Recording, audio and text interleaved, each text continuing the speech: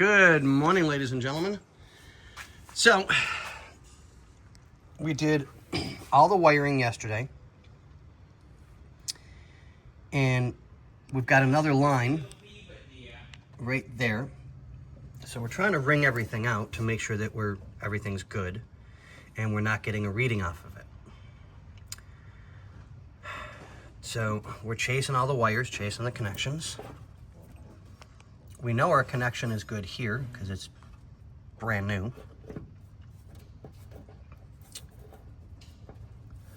This is the factory one that was still on the car.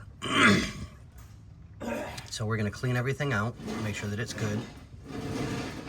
And when we connect everything up to ring it from here to here, we're not getting anything. So we don't know if the new harness or the old harness is the issue, so I'm separating it in random spots, double checking and making sure that we have exactly what we need.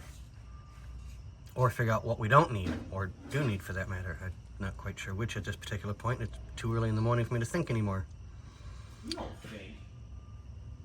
I think, just not that often. I mean, Think therefore you is?